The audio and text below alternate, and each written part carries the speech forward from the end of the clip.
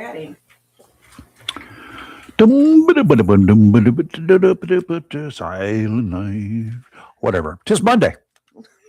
Yes, it is. With only a couple of shopping days left until Christmas time. So here's the question. I need some assistance this morning, y'all.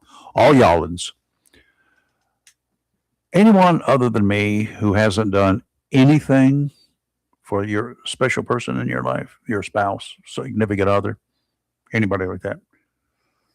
I'd like to know what kind of excuse you've got up your sleeve because I'm going to need one. Christmas 2025, 3 days away, I think. Yes. 4 days, whatever. It's Thursday. A lot of Christmases past there have been for people as old as I am. It's fun to look back, though, on those years with your family. Lots of cousins decades ago that I had, they didn't live very far from us, most of them. And those that remain, I'm not sure. Not sure how my grandparents managed to deal with all of us at the gatherings that we had when we used to have a lot of family gatherings, if for no other reason, just because. As kids, it was loads of fun. These days, not so many folks to worry about. You remember when you used to make plans? Okay, my grandmother, I got a great grandmother too. I got two grandmothers, a great grandmother. Okay. We got my mom, we got my sister, and then we got cousins, and then we got, you go down the list. Right. Aunts. Right. My dad was from a family with 6 youngins in it, and not nary one of them didn't have children. They all did. These days, like I say, there's not that many folks to worry about, and sometimes that's a shame. It is. As you get older, too, you get less. And that's when I used to be. I actually started shopping sometime probably in September. This and that for people whenever I saw something that I said, I got to fill up this thing, and I take it home, put a name on it, stash it. Good time to reach out, perhaps, to others like us, those of us getting older, just to say hi and offer Merry Christmas or other seasonal greetings. Catch up a bit, maybe even make some plans to get together real soon. Had a call last night from my friend Larry. He and his wife have moved to Puerto Rico. Ooh. He's a retired airline pilot, and she used to be, she did all sorts of things. She was a flight attendant at one time, a ticket agent at one time, down in the Caribbean. And then they got married and had some kids and settled in North Carolina because he flew out of here. He could fly out of any place he needed to, but he liked the coast of North Carolina. Then when he got older and retired, and he started, that big old house, and he had a house with a mother-in-law room, or his mom's room, as it turned out. I hate to say it like that, but down in the basement, it wasn't really a basement. It was the bottom floor, the lower floor. Throw the mom in the basement. Yeah. But anyway, she had full facilities there. It was like an assisted living place. Great place. I'd love to own it. Still the basement. Yeah, well, it is and it isn't, but that's also where he had his whole entertainment room. He had a room bigger than this. It was just for an entertainment room for his huge projector screen TV. Oh, nice. They had like a movie theater in there. But they've settled down. They bought themselves a townhouse down in San Juan. It was 83 degrees yesterday when he called me. Do you remember when those projector TVs first came out? I tried one. I had one. We had one too. It sucked. I mean, it was a big screen, and then you had it projected onto the screen. It was different. Yeah, it was different, and you couldn't keep the colors right; they would bleed all over the place. And that was at the time that we had the great big, huge satellite out in the backyard, you had to hit the remote to turn it. One of those 9-meter, one of those 10-meter dishes, a 10-foot dish. You probably had a 10-foot dish. It was the big one, yeah. And you had controls that you could go from one satellite to another satellite. Yeah, well, the big ones were the ones you had in broadcast. They were 30 feet across. Ours wasn't that big. No. It was big. It wouldn't fit in this room if you could get it through the door. Right. Good morning, y'all. I'm Rayford Brown. Oh, good morning. I'm Lee Barrows. And welcome to the Monday edition. This is Christmas week. Y'all, get ready, get excited, and tell me, please, what kind of excuses you've got. And if you know my wife, what can I get her? She will not tell me anything. We do this every year. I know it.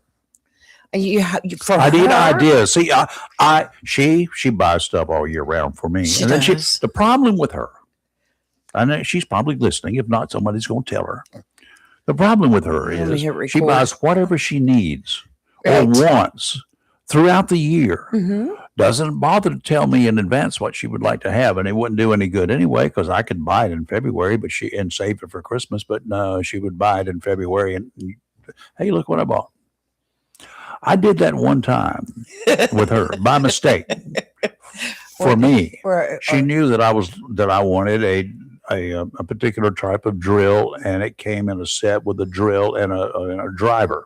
Oh, yes. It's a DeWalt system. I was going to get rid of all my other stuff, which I was planning to do, so I could settle on one thing. Mm-hmm. And that was going to be my starter kit. And so I found one online that was used. So I bought it. No, it was used. It was a drill, just the drill. So I bought just the drill. And it came in. And she saw the package. She didn't pay any attention to it because we were both getting stuff all the time. And I opened it up and I say, yeah, look, I got myself one of these drills. Why? Oh, it's almost Christmas. Mm-hmm. I said, uh-oh. I said, because I need at least 3 of these drills. Good. Boy. And I did. I was planning to buy it. You can never have enough. Now, first of all, if I do any project, they generally have to have a drill and a screwdriver. Yes. A power screwdriver. I don't like the little tiny toy screwdrivers, so I'm doing little tiny toy work. Mm-hmm. But if I'm doing the things like I do, I need I need a drill as a screwdriver. Right.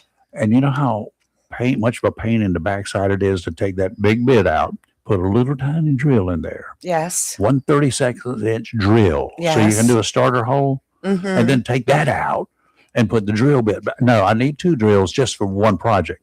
But I also needed a drill on the boat because and I had a charger. I wanted a charger and a drill on my boat because it stayed plugged in all the time to the shore power.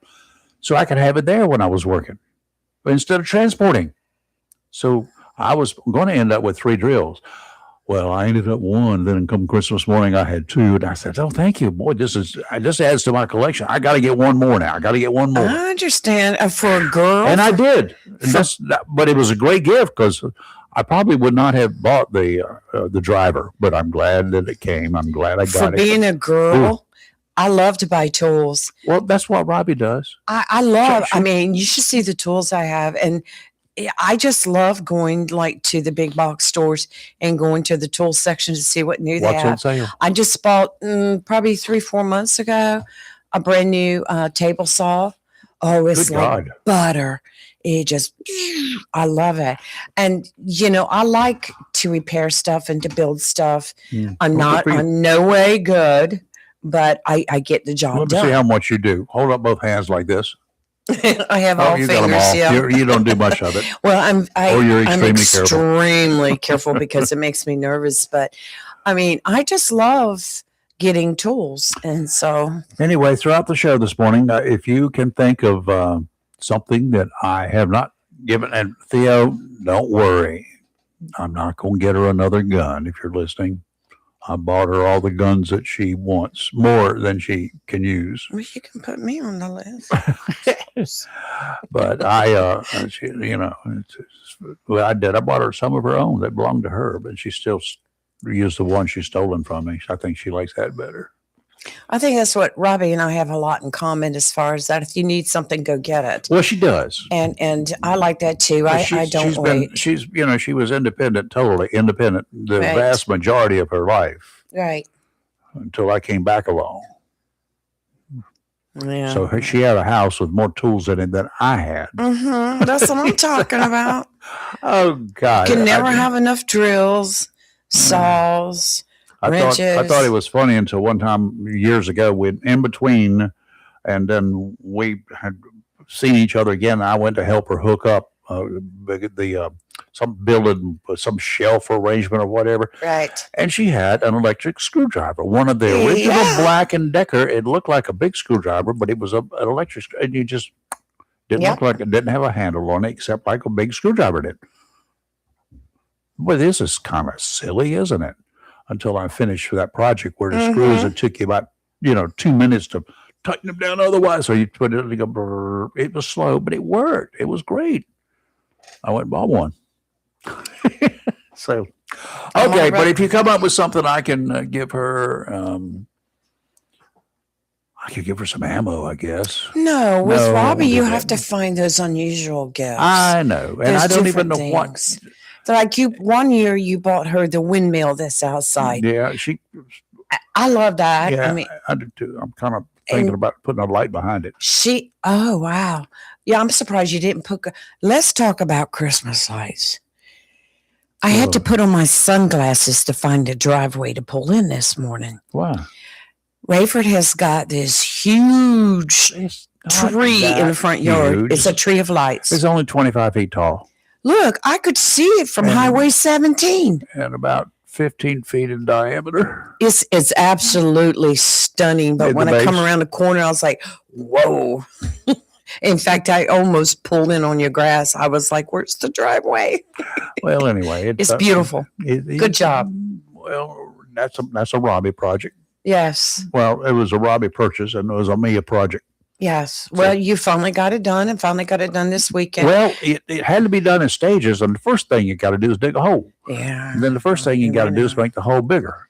And that is clay out there. Right. And then I had to make it bigger and deeper. I got it like I wanted it. Got the rock waiting for it. You got to put rock at the bottom of it. Okay, I did that. And then you got to put this pipe down in it and put more rock around it. And I did that. Then you got to put some rock down in the pipe. I did that. The pipe is a 2-inch, 3-inch sleeve. Right. 3 inches in diameter. And you got to get it the right depth. And then you got to, how do you get a piece of pipe down in a hole that's as deep as the pipe is long? How do you get that plumb? It's not level, y'all. People call it level. You use a level, but you use it as a plumb when you turn sideways and you hold it up against the pipe so you can get it in all directions, 2 directions basically, so it's straight up. Oh, wait. Take a second here. So you're saying if I put a picture on the wall, I want it plumb, not level. You want it level going across the horizontal and plumb going up, but you're dealing with a square or a rectangular either one. That picture looks plumb good. Plumb good. There you go. That's what it's about. Anyway, I did that. I got it, and then I poured concrete, but I had to wait for get some decent temperature because we have some cold days. It did not. Yes, we did. 3 feet deep of concrete will not cure unless it's warm. The soil is not warm. I didn't do all that with mine when I put it what time did you put it up? In the wintertime? The middle of the winter? It was summer. There you go. But I only used 1 bag of concrete and I didn't use rocks. I dug a hole, put the sleeve in there, put concrete around it, put the dirt back, and put the pole up. And it's been, 7? It's probably been a good 10 years. Oh, good. It'll hold flags just fine. It doesn't hold all those wires up there that easy. Yeah, but you got the wires anchored at the bottom. So that distributes, Uh-huh. But anyway, it's beautiful. It's striking as you come around the corner. It's different. It's taller than the house. Yeah. Looks good. Good job. I appreciate it, but it was a team thing. But I like Christmas lights outside. We've got, let's see, 1, 2 trees, 1 5-footer or something in what we call the piano bar area. Chris. We got that in there, and it looks good. And she got the beach stuff, ornaments, the diving stuff, the fishing gear, all that stuff is set up there, decorated for her Christmas tree / our tree. Right. Then you got the big tree in the living room. Oh, yes. Big. I keep adding mine. The one that our new addition this year, the cat. Yes. Found out how to get up there and crawl in and around. Threw one ornament, literally threw it off.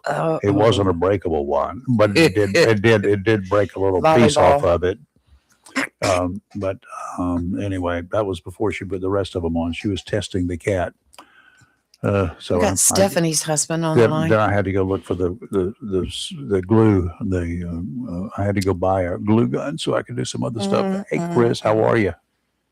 Good morning, team. How are you? Good morning. We're hanging in here. Hope you are. Oh, I am processing some Christmas presents that some of our listeners have purchased. Oh yeah, good. Across America. Great. They listened. They listened to you last week and made some Christmas presents in honor of some other people's names. That is a great idea. Well, it was your suggestion, and they acted on it. And so I'm processing those and getting ready to take Kathy to a couple of appointments, and then go visit some businesses and get this last push of 2025 for 2026 going.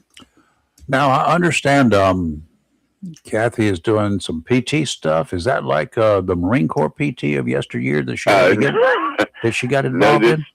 20-mile hikes? I think those days are behind her. She's a Marine, so Marines can still probably push it a little bit. Now, this is for the meniscus surgery that she had on her knee. So. Kind of some rehab stuff. That's good. Some rehab stuff. And I saw her know about PT, and I started laughing. I said, "Yeah, that's Kathy, dang old mother. Go get out there and do a 20-mile hike with a full sack, little big old pack." But she'll be doing that on the 17th of January when we're picking up the 1,000 wreaths over at Memorial. And taking those to anybody that have goats, reach out to us because we're going to donate them to goat lovers first, and then we're going to take them out to the beach nourishment area. Okay, well, that'd be good. Yeah. I had a question, Rayford, on your beautiful poll that you put up. Did you have to put up FAA clearance? For not this one. I know those are ospreys. I tell you what, it's going to be funny. One that I had done in the past was it flickered with the music that I had. It danced. The lights all danced. I had a 12 circuit tree out there that I did myself from scratch. This is one that Robbie bought the flagpole. I put it up. It's a lot easier than what I did before. Let me tell you what, including putting all the car. That was a project in the past. You know what? And doing that all by your lonesome. Just give me an idea. What? You're talking about the dancing lights? Uh-huh. I'm about to put some Chippendales in my yard There next you year. go. You can Chris, do that. you in? They got some Chippendales. You talking about like that little chipmunks, Chippendales? With some Chippendales out there dancing to the lights and music. But anyway, yeah, the one that I put up before, it had lights on it, 12 strands of the big lights, not the little tiny That's lights. what we These are used the to big lights. And it would light up. You could read underneath it. You could sit out there and read underneath the tree if you wanted to, if your eyes could get accustomed to the flickering. And then I had a 100-watt PA amplifier with 2 speakers that I played Christmas music for 4 hours every night outside the house. Kept Candy awake, and anybody else on the block, they were awake too. When I lived at Catherine Lake, we had the big poultries like you have, 3 of them. We would put 3 of them out there, different sizes, and light up the graveyard behind us. There you go. Oh my! But anyway, we did have ospreys that were when they'd make their trip back across during the wintertime. It was dark when the lights came on at 5 o'clock, and they on more than one occasion would have a solo with circle the place because they were just looking at it. It was because I really wanted to get up and get overhead one night and take a look at it, but never did do that. But it looked, it was that one was tremendous. What was cool too, there were 2 deer that would come out from time to time and stand underneath the tree late at night. Could you imagine being out or flying a helicopter or an osprey at night and just flying over the town of Jacksonville and it being so lit up with Christmas lights? Yeah. That would be so cool. Somebody needs to take a picture. Yeah. Don't start with the downtown, Chris. I'm sorry. Well, Lee was either that or, for weeks we've been talking about your new poll, and you've gone back to the poll again, Lee. I just wanted to bring that up. Lee, this thing telescopes up and down, right? But I have to. My problem is I got something up at the top of it right now, and I don't want to have to lower the whole thing because that would screw up the lights. Can you climb that pole when we get through here and fix it? Oh, you didn't think so? It's like I told you See the what you other did? day. See what you did I there? don't have my spurs anymore. Rayford, he's just that shut him down for the moment. No, I'm trying not to say anything. Yeah, sometimes I don't know how we even got started on the pole. Chris is the one that lost his skirt. And then somehow Okay. it went to me having a pole. We've had some good conversations on the program. I know we will in the future too. But just real quick again, today's the 21st. So I think 22nd. It's the 22nd. Okay, 22nd. Yeah, wake up, it's Monday You got now. 8 days to go, y'all. 8 days. 8 days to go. Don't wait until the Take last advantage. minute. You'll forget about it come New Year's Eve. You're going to forget all about it because you're going to get blitzed. I know what you're going to do. Chris, You're is gonna it the be partying. 30th or the 31st? The 31st. Okay, all right. So we actually, so anything that's processed, if people mail their checks to Reach Across America to us, they have to be postmarked by the 31st, kind of like tax day. But these have to be postmarked by the 31st. Well, you might want to take it in and have it postmarked. I would take it in on the 25th or 26th and have it postmarked. They might get their postmarked by the 31st. Yeah, I've got some stories right Just now. kidding, postal folks. Well, I just appreciate the permission to be absent to take care of Kathy. No and permission needed. No, family first. There's no Yeah, rank here. Nobody here has any rank. I mean, I am kind of ranked from time to time, but Well, you can see I have no life, Chris. That's why I'm here every day. I do want to mention something else. At church over the weekend, our listeners wanted to say special hellos. A lot of them listen, a lot of them post, some Yes. don't. They told me, we listen, we enjoy it, we just don't post anything. It's and okay. You don't have to. We're shy. we want you to call in too. You can change You your name. can just say hi. Post a hi. They have no problem talking to me in church. So I said it's the same thing. It's the same thing. Except, I don't look as goofy as I do at church. So, the program has really taken off, and I suggest to everybody that's listening, tell somebody else who will tell somebody else, and before you know it, you probably are listening to the #1 podcast in Jacksonville. You might be #1 in the country. Well, we welcome anyone who wants to come in on the show, as long as you're a little bit crazy and mostly sane. But yeah, I mean, If you start out that way, we'll take care of you. that's right. I mean, we're all about community. All you have to do is contact the show page, and we'll talk. We'll get you in. I mean, Be Lee fun. was just a conservative, laid-back individual. Just one of those easygoing postal government workers. Would you come in and talk about? And then she came on here, and look at her now. Now I'm like, I've lost a lot of my conservatism. All right, Ray, for real quick, classify me. You are pretty much the same as the first time that I ever met you, Yeah. except more sophisticated.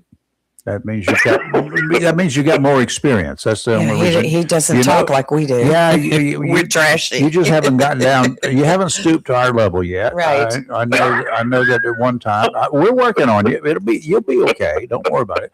But you're a man about town. You're well respected. I don't know of anybody that doesn't like you, and if they do, then it's because it's on them. If not they on don't. you. That's very kind of you. It's on them. Very kind. It's not you. I really believe that the three of us are very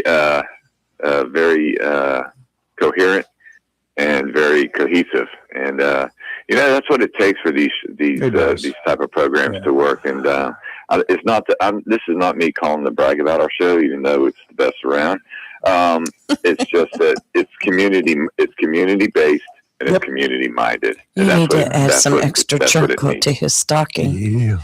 For that, yeah. Light it up. He needs extra. He needs to light it up. But and who stepped forward for Reach Across America? You did. Live and Local Real Talk. Well, besides Kathy and I, Live and Local Real Talk. There you go. community-minded, We're up there. community-based. We're here.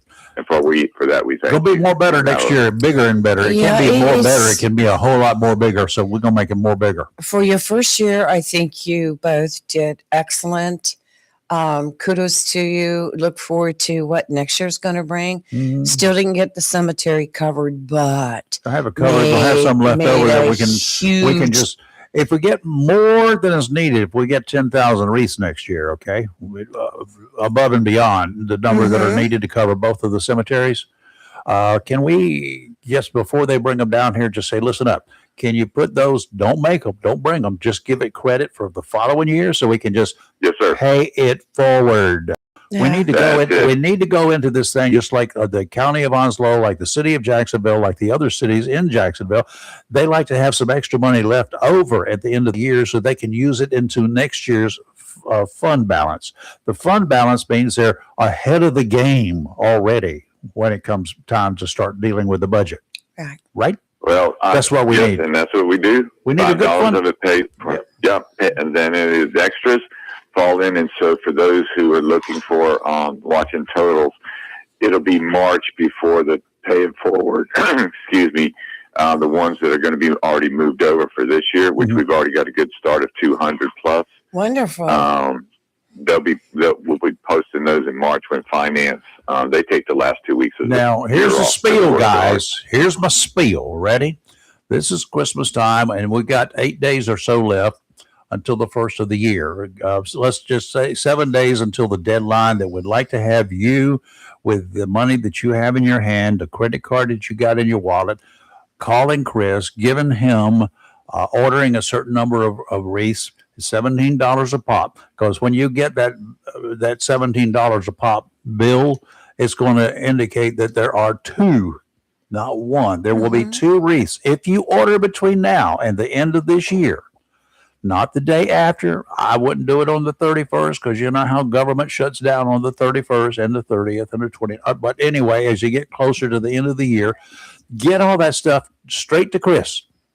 Get it to Chris. He will make sure you are credited, and every wreath for $17 you buy, there's going to be another one added to that pile for next year. How's that? 2 for 1. And BOGO. And folks, one other thing, I know over at the Coastal Carolina Veteran Cemetery, they had an issue with about 400 grave-specific sites. We had no issues. We won't have any issues. If you want a grave-specific wreath, meaning Rayford for your family, Lee, you took care of Dad, I took care of Dad. But if you have somebody that you want a grave-specific site, you let me know. Every one of ours were covered this year. They'll be covered next year. If it's grade specific, you tell us, we make it happen. Yep. Well, it has to do with the way you fill it out too, because like I ordered through your organization, grade specific, but yet when I went to the Veterans Cemetery, they had a list of all that. So it all worked out really, really well. It all gets accumulated. Yeah, they had mine on there. So that's good. Yeah. All right, Christopher. Thank you, sir. Appreciate it. All right. Okay. Tell the private. Oh, don't do that. Tell the corporal. Tell the corporal that sergeant in training. Yeah, tell the corporal that she needs to pick them up and put them down, and we got a double time. This 20 miles. I'll let her know. All right. 20 miles. Double time. So y'all have a blessed day. Bye. bye. Everyone's always anxious about the Christmas forecast, weather-wise, right? Well, high pressure is building back in behind a cold front that slipped offshore overnight. Another cold front will cross through the area late tomorrow. High pressure then rebuilds offshore on Christmas Day and will remain in place through the late week. That weather should be good, and Lee will have details right after the marine forecast today, out to 20 nautical miles. I'm going to be changing that in March, by the way, because the National Weather Service, the guys who do this marine forecast, they're going to do, instead of out to 20 nautical miles, they're going to do out to 60 nautical miles, because more and more people are venturing further and further offshore. And they're going to be changing the marine forecast to include everything from the shoreline all the way out to 60 nautical miles for those who like to get out there and go further than 20. Okay, it's happening. Small craft advisory is in effect today, though, through this afternoon. Northeasterly winds 20 to 25 knots, gusts to 30, diminishing to 10 to 15 this afternoon. Seas 5 to 7 feet, 2 to 4 near shore. Sounds and rivers are rough, diminishing to a moderate chop in the afternoon. Tuesday, southwesterly winds 15 to 20, gusts to 25 in the afternoon. 3 to 5 footers. Sounds and rivers choppy. And on Wednesday, northwesterly winds 10 to 15 knots, becoming northeasterly in the afternoon. Seas 2 to 4 every 5 seconds. Sounds and rivers, a moderate chop. How much snow are we going to get for Christmas Day? 0. Okay, good. All right. Today, sunny with a high near 54. Northeast wind 6 to 9 miles per hour. Tonight, partly cloudy with a low around 33. Tuesday, a slight chance of rain before noon. Partly sunny with a high near 61. Tuesday night, clear with a low around 45. Wednesday, sunny with a high near 69. And Christmas Day, sunny with a high near 70. And then that could go with you. That could go down a little bit prior, but yeah, like you said, we do have a front coming in Christmas Day. So our guys here in the Amateur Radio Club, the Onslow Amateur Radio Club, by the way, but if you want to sign up to do something, not only good for the community, but good for your soul and good for your, have something to do that involves something besides sitting there and watching the boob tube. One of the things that I do when my wife, she's doing something else or reading or is looking at TV and one of them Hallmark things somewhere else, then I may have the TV on, but you know what I'm watching generally? A YouTube channel looking up new ways to do bigger and better things. I'm working on a programming thing for a radio. I'm finding out finding out some more and more stuff. And good, thank you. So I'm continuing to look for information, but it's an information source. Now, the thing about it is, if you get into ham radio, you got a source of about 50 to 70 people at any given time locally who don't charge you money to come look at your gear. Mm-hmm. We all love to involve ourselves in other people's issues if they want it. That's so true. And everything, you need a hand putting up an antenna, not a problem. All you got to do is reach out. You're going to find some people. If you just like to have that kind of camaraderie, and if you are from the era of CB radios, it's not the same as the good old good bud, whatever they call them, good buddies. That's right. Breaker 19. How about you, good buddy? You good buddy. That good buddy thing came to mean something else, as Timmy Thomas will tell you these days. Yes. It meant that you were kind of different. Those were what became good buddies. But anyway, it's not that. It's not the kind of get on there. You can't get on there and cuss and raise Cain. If you do, you're going to have the boys with the black limos coming up. Not limos, black SUVs driving up, because it is regulated. It's you get on, you have a good time, but you also provide a community service, and you're always building. It's a little bit like volunteer fire departments. Those guys, they're always training. They're always getting ready for just in case, because they know that just in case can happen and likely will happen one day. But providing communications and for during times of emergencies is really important. So I'm going to give a plug out here as often as I can for the Onslow Amateur Radio Club. And you guys, if you would like to join, come by. The next meeting is the first Saturday. That's the 3rd. It's at 9 a.m. in the Onslow County Emergency Operations Center. That's great. That's over there in the Commons, the one with the big tall tower. You can't miss it. So anyway, you can do that. But this is some of the members of this group. They gather pretty much every morning, and we shoot the breeze. They call it rag chewing, but they're doing it now for me because they like to talk, and then they'll talk amongst themselves when I'm not there anymore. Sometimes they talk about me when I am not there, or they don't think I'm there. But they give me the weather, the temperature, and the locations across Onslow County. I like that, and I'm hearing from people that like this pinpoint weather. Randy out in Southwest this morning, it started out as 31 degrees. About 45 minutes later, he called back, the temperature is dropping. It was 28 degrees at that time, 66% humidity. No wind where he was, nothing in the rain gauge. Joe down in the borough in Swansboro, he was out walking the streets. That boy gets up about 4 o'clock, I think, and he gets ready to go walking. It was 36 degrees on the streets of Swansboro, and he had a light northerly wind, nothing in the rain gauge. Dale, he and his wife, Carol, live over there on River Bend and up the river, New River. It was 29 degrees, 74% humidity, no wind where he was either. Ward out at Cedar Point, he had a nice warm spot there this morning. It was 43 degrees, time to go swimming.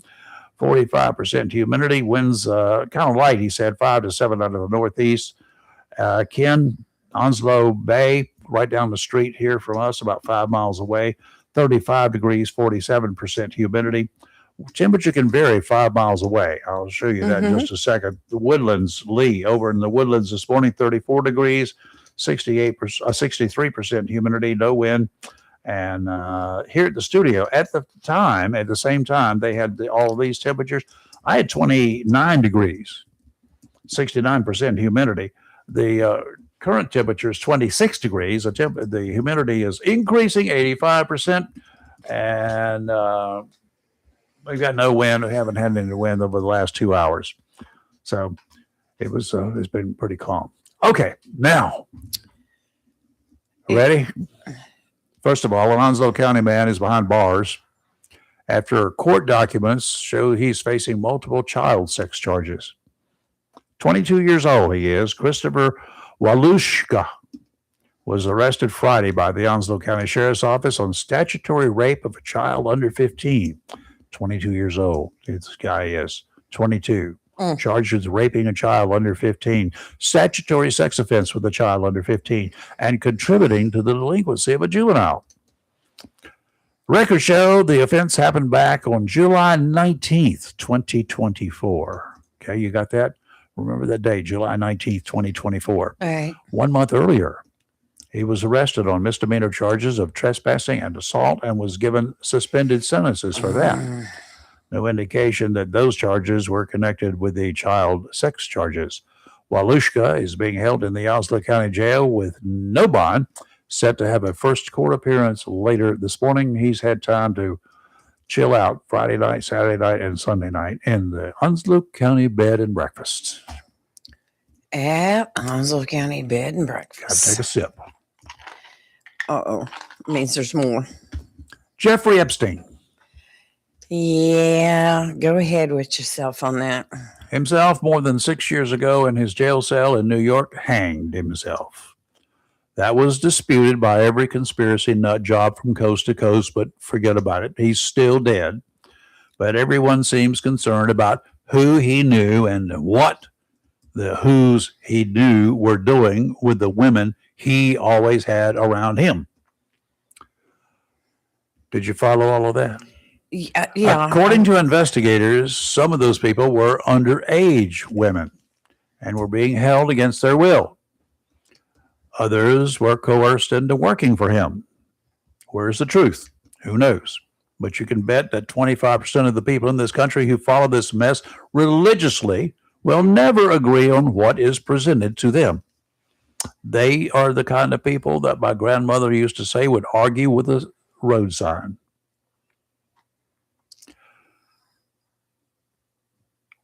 Sorry, I'm going to open up with a rant. I haven't blown up lately, but why wait for the new year? First, for the children and the rest of us who are really kids in adult clothing, there is a Santa Claus. It's what we believe, and no one should try and change that. If you are not a believer, I feel bad for you, but it's okay. That's you. Christmas and the Christmas season is what we choose to make it. Now, with so much attention still being passed around with claims of cover-ups, with claims that the powerful and rich friends or associates of the dead scumbag were involved in the sex schemes, I would think that a legitimate report would be forthcoming from the investigators. But even then, with parameters that the innocent victims will be protected, who's going to believe anything? Who is innocent? Who's innocent in this whole process? Anyone? Honestly, after 6 years without Epstein sharing our air, he's been dead since 2019. I'm pretty sure that the majority of people in this country do not care about him. Mm. We know that rich and powerful men and women can play among the deviants and enjoy living the lifestyle, having some sort of thrill or the other, have been doing it since the beginning of time. Me? I would much prefer to focus on the good things in this country and question those in power as to when they're going to improve our educational system, when that infrastructure disasters we have really actually heard about. When are you going to deal with it?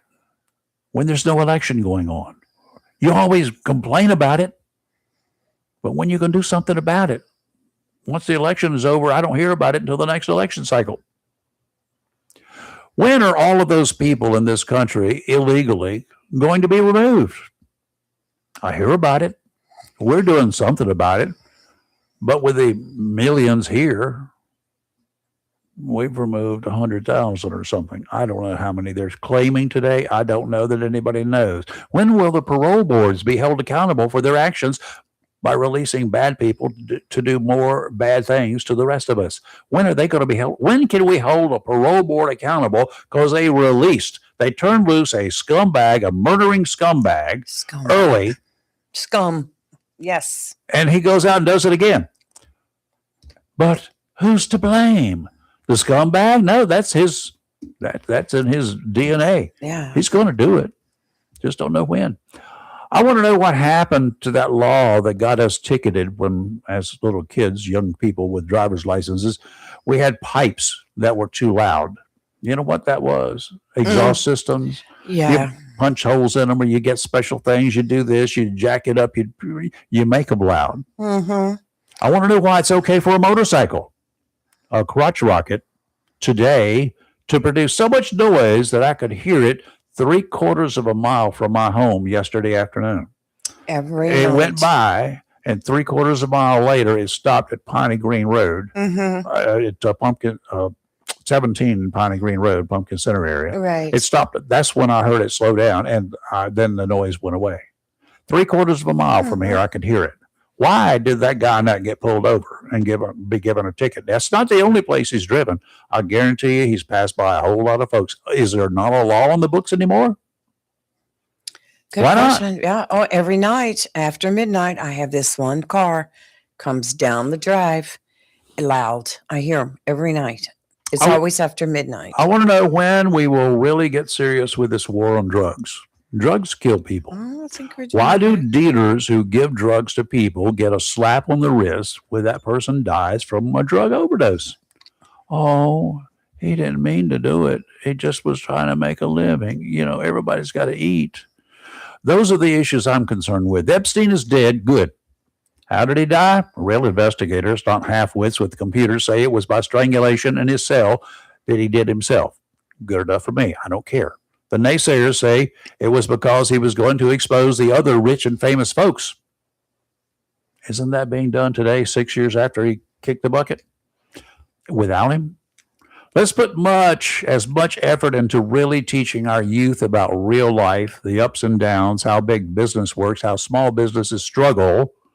We haven't found a cure for the common cold, but we're playing games with kids who want the rest of us to spend $150,000 per person to give them something they were not born with, the same something that Lorena Bobbitt removed in less than a second. What is wrong with us? You didn't see those reports over the weekend? No, I did not see that. $150,000 to give them an alteration? An addition. A woman who wants to be a man. Oh my! Well, okay, don't do it, Lee. Okay. If it's for a man who wants to be a woman, it's a little easier. Whack, whack, and then do some surgery, and that's $70,000. Well, I can't even go. I can't. Yeah, that's my ranting. Crazy.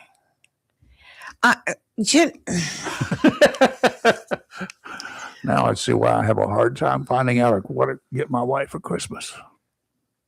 What? I have to. I'm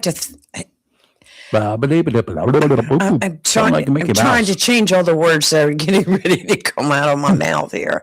Don't do it, Lee. Don't do it. Things have changed so much over the years. They have, and but you know what? They have changed, but there's so much more we know, and unfortunately know, and fortunately know that we should not be putting up with it. I don't care about Jeffrey Epstein. I don't care about Osama bin Laden. I don't care about Osama bin Laden's kids. I don't care. I care about what's going to be happening to the rest of us in this society. Get rid of all the millions and billions of dollars it's taking to deal with these people. Lock them away. Take them out of society. And if you cannot cure them by putting them in prison, then put them in the ground. Well, let's talk about Epstein, the files that were supposed to be released. Okay. Oh, goody. You found Clinton hanging around in a hot tub with Friday, 3 p.m. They waited until Friday document dump. They waited till the stock market closed, and as the stock market was closing, they started uploading the files. So I went on there. It's 192 PDFs. And I'm like, I'm just curious because I already knew what I was going to find. So I started opening. They're so heavily redacted that, did you honestly think, for those of you that have been waiting for the Epstein files, did you honestly think that they were going to make available anything that incriminated a person? Did you think they were going to put details on escapades? Did you think that they were going to show pictures of some rich millionaire or politician actually having sex with a young girl? No. That would be pornographic, number one. No. And they're not going to release it. Number two, all they have to do is, because Congress gave them an out, right? You will not release any information on innocent victims. Who's innocent? Again, I'm going to go back to, let's go with some of the women that were involved. Yes, there were underage. There were underage kids involved. So they tell me. Right.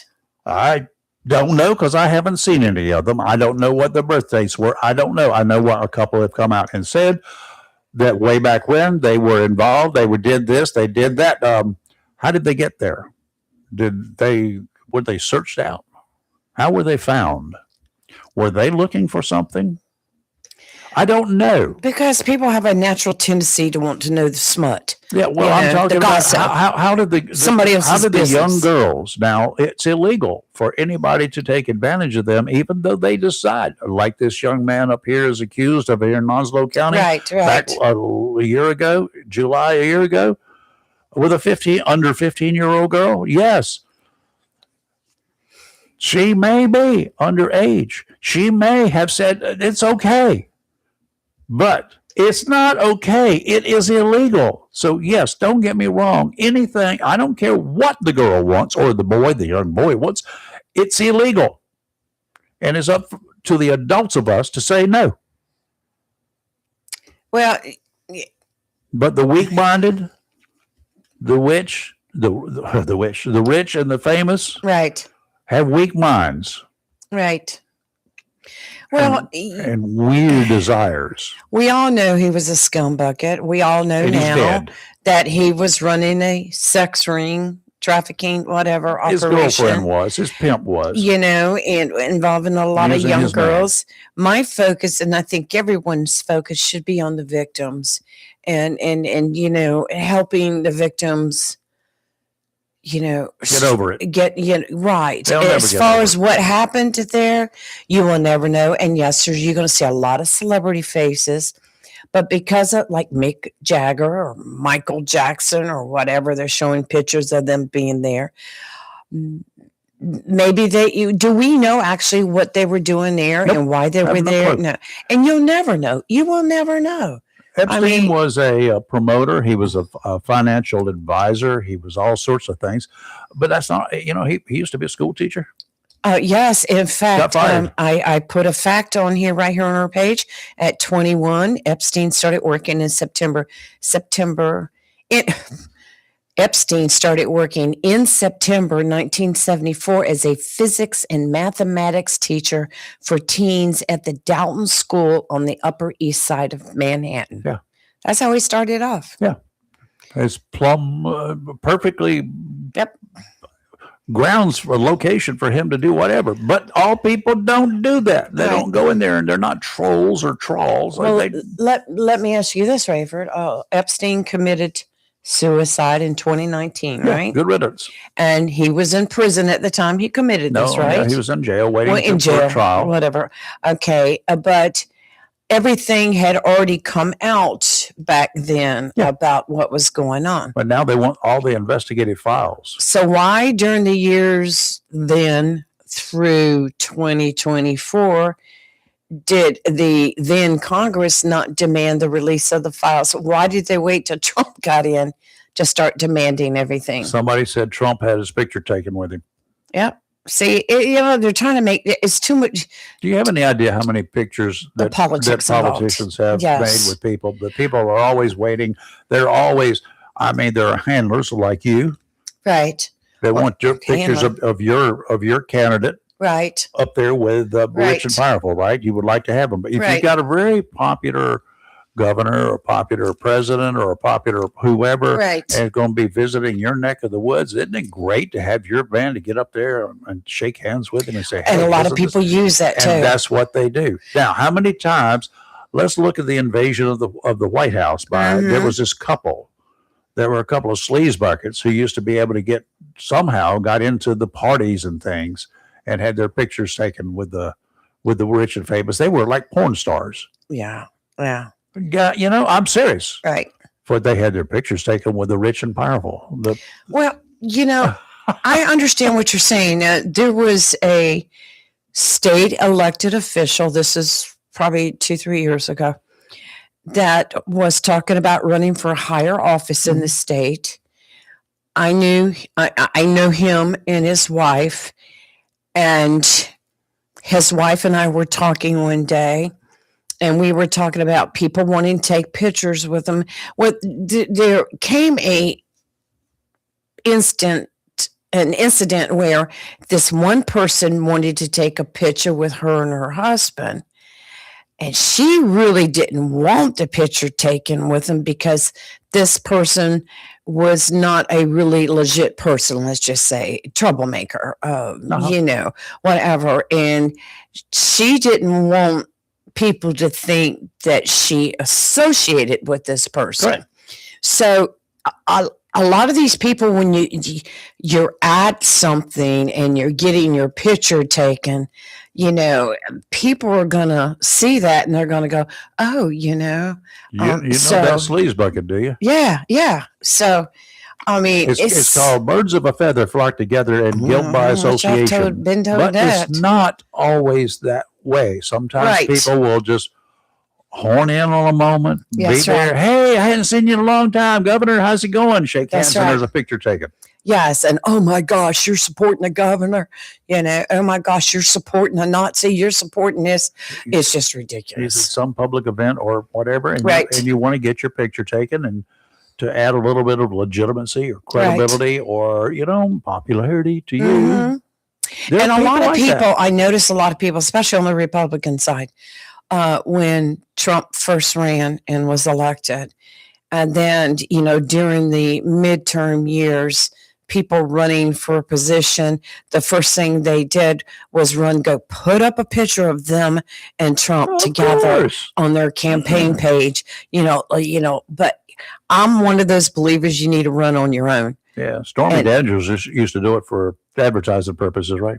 Yeah. I'm just kidding. You need to run on your own and not think that you have to have another political figure standing next to you in order to get a vote. Just because you got your picture taken with them doesn't mean they're endorsing you. That's number one. Right. And the fact they might not even like you, and they find out later and they say, who did this? And then they fire whoever made that arrangement or make sure that person isn't ever seen again. Well, I don't know if you watched, it wasn't really a rally that Trump had Friday in Rocky Mount. I did not watch it. It was a lot of people were saying nobody was there. It was a small event. It was not a big event like he usually has. And it was a small building. So the list was short getting in. But I just found it interesting that the North Carolina Republican Party was there, which of course they should be, but the only people that really got to speak was, first of all, Michael Watley. And of course, he more or less gave a campaign speech. Watley used to be the chair of the Republican Party in North Carolina. And then he went to the national. Yeah. And then Phil Berger got to speak. And while Phil was not campaigning, I just thought, okay, I can already see now who the NCGOP is backing, because it was pretty obvious that only certain people got to speak and others didn't.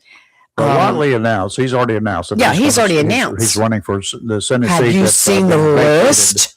Being vacated by Tom Tillis. Have you seen the list of all the people that have signed up for that and filed Don't for care. that seat? I'll find it in March. Oh, it's on our webpage. It's on our Facebook page. But oh my gosh, it's quite a big list. And if you haven't seen it, I think it was Friday night, I posted a list on our Facebook page of all the people that were running for, that'll be on our ballots. Yeah.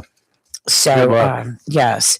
So we'll be talking about them. Some of the or the local level. We'll have some of them on here, and hopefully we'll have a few of those on the national level here. Watley, if you'll recall, promised us before he ever left North Carolina for the big lights of the big city of Washington, D.C., that he would be checking in with us. We haven't yet had an interview with him. But I now know for a fact I would be willing to put money against anything that he'll be happy to talk with us now that he's running for office, because he needs the voters of Onslow County. It's a big county and got a lot of voters here. Right. Okay. Yeah. So much for that. Now, what else? Got another cold case that's been cracked. Really? Is it Onslow County? Nope. A Yale professor speaking publicly for the first time since her 81-year-old father was arrested in connection with the 1982 killing of her mother. Her mother? Her father, who's 81, is accused of killing her mother, his wife, back in 1982, a case that remained unsolved for more than 4 decades. They were looking at him the whole time, but they didn't have enough to do anything with. According to a November 24th press release from the Foster City Police Department, you want to know where that is? The Foster City Police? Yeah, that's the name of the city. Foster City, and it's in California. Patrick Galvani was taken into custody on a murder charge tied to the death of his wife, Nancy. Allison Galvani, an epidemiology professor at Yale, who was around 5 years old back in 1982 when her mother was killed, she told reporters in an interview that she is grateful to investigators and prosecutors for pursuing justice for her mom. Nancy's body was found in August of 1982. I would have been suspicious all over the place. I'm not sure, whatever. Of course you would. Even back in 1982, floating inside a sleeping bag near the San Mateo Bridge in Foster City. She was inside a sleeping bag. Although the case was reviewed several times over the years, authorities said it remained unsolved until recent developments allowed investigators to move forward. They ain't saying what those developments are not just yet, but the guy's behind bars right now. You can rest assured, a whole bunch of that stuff is going to be coming out. Amazing. And speaking of cool stuff. Cool stuff, yes. Cool breeze has walked through the door this morning. I just find you remember those when we say they said cool breeze? Cool breeze just came in. Yes. He's busy on his phone. Good morning. How's everybody doing? Who's bothering our commission chairman this time of morning? No one yet. Oh, okay. No calls yet with concerns or how we can help them out. But nothing. I want to know what you want to do about. No, I'm just kidding. Tim Foster, Onslow County Board of Commissioners chairman, and you've been there 4 years. This is my finishing the second term. Yeah, I mean 4 years as chairman. Yes. Well, this is the 3rd year as chairman. 3rd year as chairman. Yep. All right. Yep. So I couldn't remember whether you're. I can't either. Whatever. Yeah, he served 2 years. Finishing up his the end of his second term. That'll be you're only 3 years into it. 3 years in. So because we file a year before you get elected, before you take office. Yeah, it's kind of strange. Yeah, that's a long time in between the beginning and the end. Which doesn't make any sense for those folks that are serving 2-year terms in Raleigh as they get elected and then they're turned right around and having the file. I think that needs to be changed. That does. I really do There's believe some that. strange stuff there. I mean, this is where some people are going to prison. I'll come report back in 6 months for your prison term. What? When did that ever become a thing, by the way? Get your affairs in order. You're going to be spending 6 months in jail. I'll give you a year to get ready for it. I don't think so. That's different. Bailey, take him and put him away. He's gone now today. I think you were first elected in 2016. 2018. Oh, Yep, 2018. Is that when we went to 7? That's when we went That's to 7. right. Yep. That's when we went from 5 to 7. Judge Shanahan and I joined That's at right. that time. That's right. So during this period of time, you have become indoctrinated, or have you are you fully aware of what's going on in the county? I'd like to think that we're fully aware. Did you learn a lot? You learned a lot. You learned a lot. You learned what you can do and what you can't do. A lot of us on the outside just want you to, hey, Chairman, I got this thing down here on my road, and I want you to fix it. How much of that do you get? That there's a lot because that's something that people deal with daily. So their local governments who they reach out to first, which I understand that, and then we try and relay those concerns on to the NCDOT. You don't run down there with a shovel and fix it. I tell you, I wish I could fix those around my road. And well, that's one of the things too. You're kind of like almost a traffic cop, the board of commissioners in a lot of cases like that. You're kind of the intermediary, trying to get that information to DOT and what they can do about it. A lot of times there's things already on their calendar. It's just it's when they can get to it. Mm-hmm. But you do want to take that information to the agency that can help the people, and that's what you're there for. Is trying to support them in that, and that's what everybody usually forgets is that local government, county government is truly an extension of state government, and state government created the county government to do their work. So they have more than they're okay with mandating things that we're responsible for, and about 82% of our budget is mandated from Raleigh. You don't have anything to do with it. Right. I was driving back from Wilmington the other day and passing through Hempstead again. Got plenty of time to pass through there. Oh, you have plenty of opportunity to gaze at the sights. Speed hump, you can bypass it. But anyway, I'm looking at this bypass that they're, I will say, nearing completion. They are closer to completing the bypass than they were a year ago. Not much, perhaps, but they're closer. Somewhat. But then I'm driving by there and I say, you know what, this thing is already, my wife brought it up first. She said, this is already outdated, isn't it? And I said, uh-huh. Oh, yeah. Because they made these plans probably 15 years ago. Because I remember driving back and forth to Wilmington during that time. When I lived there 15 years ago, they were working on a bypass around Hampstead at that time in their minds and on the drawing boards. And they drew up these plans. Now, the process they have to go through, they got to get it through their system and get it approved. So 15, 20 years ago, they start on this thing and we got this plan now. And then suddenly that land that bypass is ending on was nothing but farmland 20 years ago. Right. Now it's a city. It's an extension of the town that's not incorporated, i.e. Hampstead. Right. On the north side, it's like already all that traffic that you're trying to bypass Hampstead, you're going to dump in the middle of the new Hampstead. Right into the new one. That's the truth. By the time you complete it, growth seems to move quicker than our building or our roads. And well, I just saw where Hampstead, the government there, the council, the commissioners have gone ahead, approved 2 more housing areas to be built. They're not big, but but still, and growth is going to happen. Well, it's going to happen. The unfortunate thing for you, government level, and you may see there's really going to be growth in Jacksonville, Onslow County. It's going to be happening all over, and we know where it's going to be expanding. By the time we get that conveyed to whoever's going to have to take care of the infrastructure, the roads, whatever, then this could be another 5, 10, 15 years before they take action or can get it taken care of, get it actually done, pavement on the ground, and then they're behind already. Absolutely. I think I've said it before, and I cannot remember where I read it or who shared it with me. Pass around Jacksonville was the study was completed and the need for it was back in the 1960s. Yep.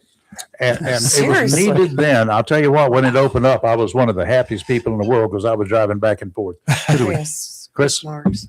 All right. And we have, whoops, hold on, Chris. Did you dump him? Well, Chris, call back. There he is. Oh, he is. We'll try again. Take two. Take two. Good morning, Chris. Page 2, yeah. Thank you. And good morning, Tim. Good morning, Chris. To our listeners, I just want to mention something else about Tim Foster, other than being a wonderful county commissioner and a good friend, very good friend for our many years. I want to let the people of Onslow County know what kind of gentleman we have serving Onslow County. Tim was our speaker at the ceremonies on December 13th at Onslow Memorial Gardens, and his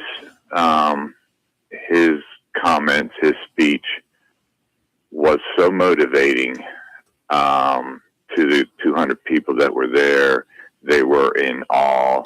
Yep. And we've actually had requests and have passed out Tim's comments that he made to the crowd there, and they were very heartfelt, well-spoken words, not only including words from Proverbs, but to just talk about these men and women who served our country and are now resting in peace here in Onslow County. And Tim, I just got to say thank you on behalf of Reese Honor our fallen veterans. It was one of the most heartfelt, touching speeches I think I've ever heard.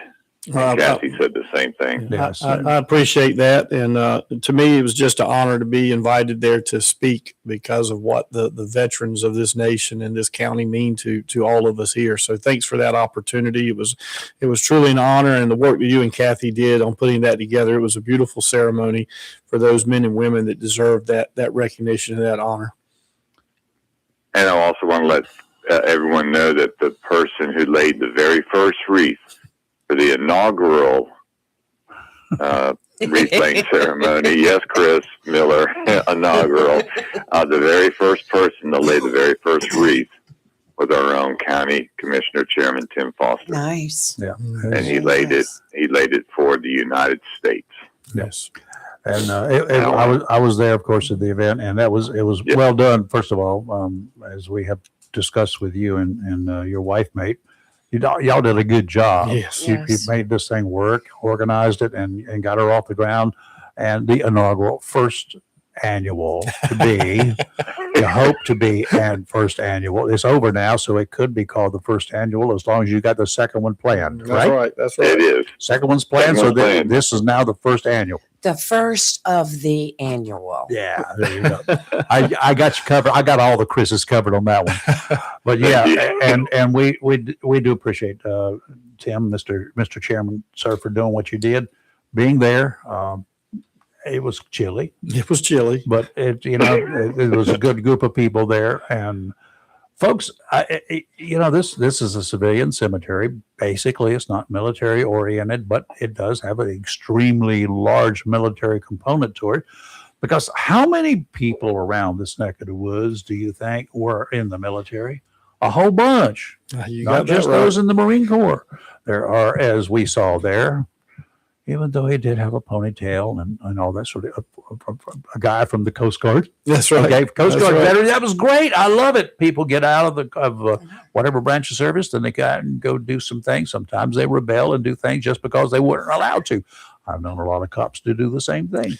Well, But it's not just because Camp Lejeune's here that we have a bunch of military folks here. My dad was not in the Marine Corps, wasn't even from Jacksonville. Hmm. He was now because he moved here in 52. Brought me with him. and But how he many was are, in the Navy yes, in World War yes, II. Yes. How many World War II veterans are in Onslow Memorial Park? A bunch. There's a bunch. Yes, sir. A whole heap out there yonder. One of the reasons I'm glad you brought that up, Racer. Before the Coastal Carolina Veteran Cemetery was created in 1993 by the state, Onslow Memorial in 1952 was the first cemetery that I could find record of that was here, and that's where the veterans were buried. Was over at Onslow Memorial Park. Yep. So that's why they have over 1,500 there. And I know you're a big history buff. Lee knows the military history. Tim is a big Onslow County resident, born and bred. And I know Tim knows a lot about Onslow County, but a lot of people don't realize that this cemetery was where veterans were buried at the beginning, before it was a veteran cemetery in 83. So it was just a beautiful, and Tim, this was more to say thank you for being there. Thank you for your comments, because it just really got the crowd motivated to go put out those 1,000 wreaths. Well, I appreciate that. And you pulled them in with your speech. Thank you. Great coordination. Thank you. We'll see you at your first meeting this year or next year. Thanks, next year now. Thank you, Chris. Next year. I will tell you that you are a great speaker. And I remember at a county commissioner meeting, it was a couple months ago. I think it was one of those meetings where there were a few people that got up during public comment and kind of stirred up, got your hairs up on your arms or whatever. Kind of, like, and at the very end when they did commissioner comments, you were so classy. And you addressed the issues that the people brought up, and you did it in such a very professional way. And then you went on a little bit of a bender about people in general and faith and everyone getting along. It was so good. I actually gave you a standing ovation in my living room. I thought, oh my gosh, it was really, really a great speech that you gave. The boy does talk good. Yeah, you do. You do a fantastic. I appreciate that. I mean, it's, and I know, especially being chairman, sometimes you're right in the middle, because sometimes you have some of your commissioners that will just like, everyone have a good evening, glad you came. And in reference to Mr. So-and-so with your issue, I'll see what I can do. And then you might have another commissioner that might just go on a rant and just give everybody a lecture. Then you get to the chairman, and he's like the calming waters. He's like, he recognizes both sides, but you have such a calming effect. So what I want to ask you is, you have now decided that you're going to run for another term. Yes. What made you feel like you wanted to go another term? Well, number one is there's just the desire to serve our community. And two is, there's a lot of things left on the table right now that I would like to see brought to fruition that we've started and been a part of. And then it's this position, commissioner, any elected position. I feel if you go into it for the right reasons, you're going into it to serve. If you go into it because you think it's a form of prestige or control or power, you're choosing it for the wrong reasons. Yeah. If you have a grudge or anything like that, you're going into it for the wrong reasons. And the reason I decided to run when I first did is same as it is now. Is this is home. It's always been home, and I love to work for the people. I love to work for Onslow County. Years ago I was saying things I wanted for my grandchildren and my grandchildren's children, and now I have a grandchild, and I want to make sure her home is what it was to me.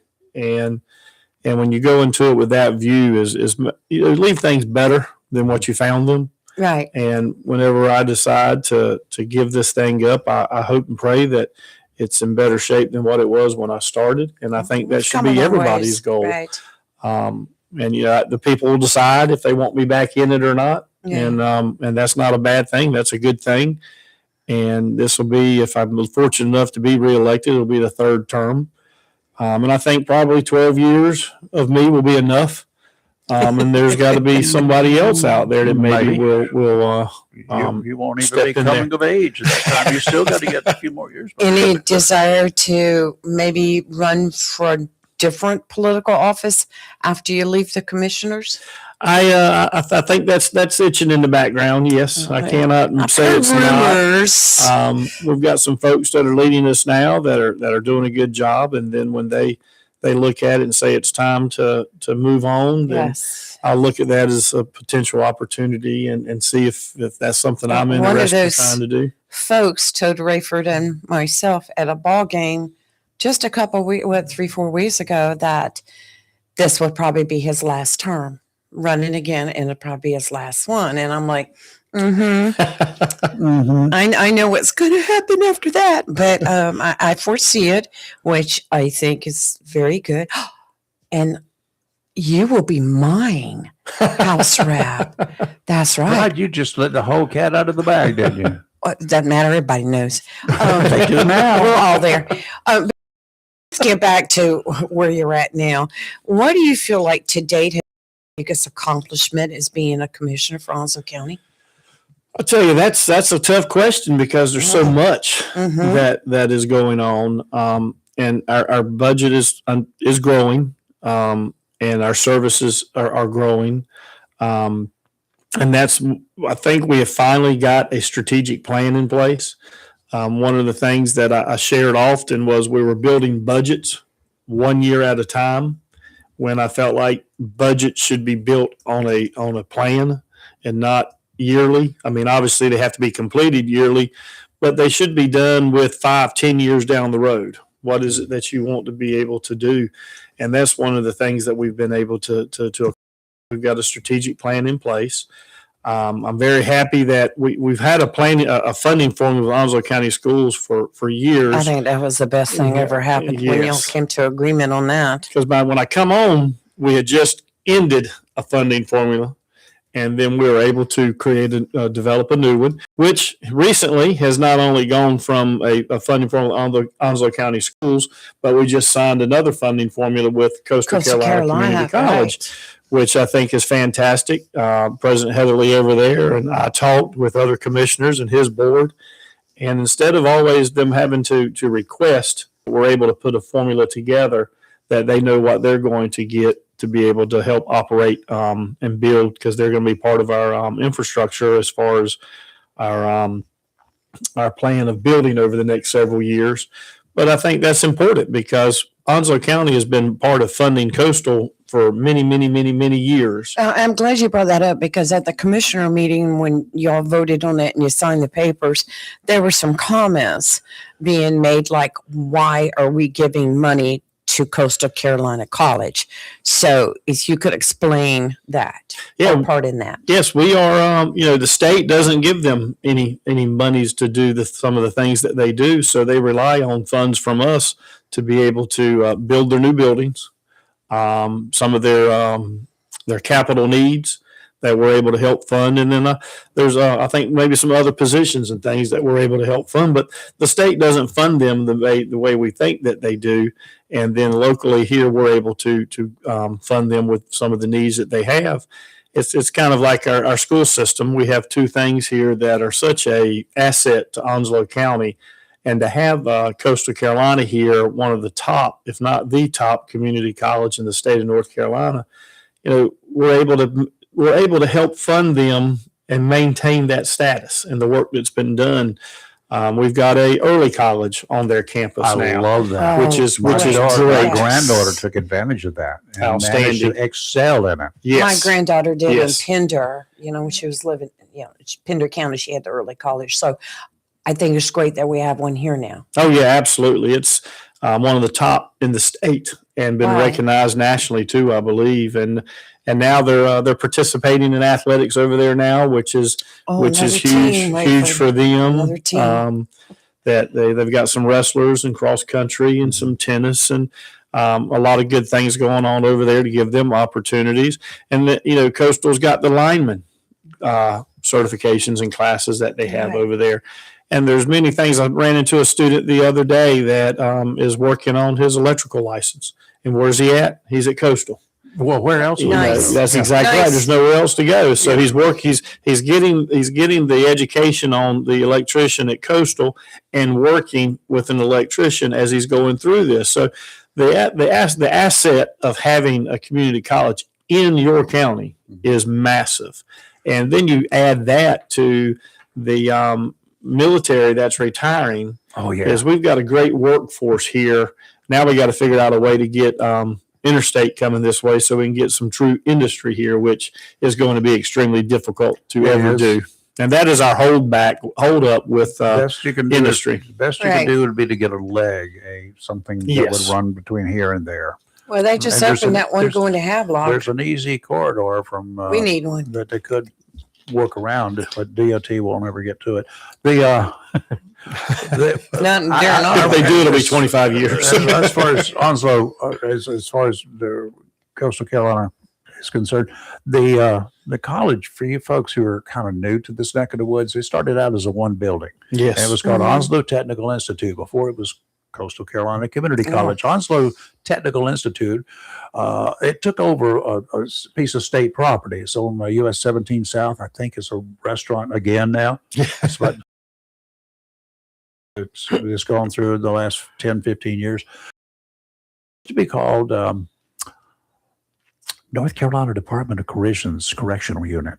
Yes. Oh yeah, I remember that. Oh yeah, it was a county. That. It was a state prison unit. Yes. Very small. And it was an Italian top. Well, that was a different. That was the best one, Luigi's.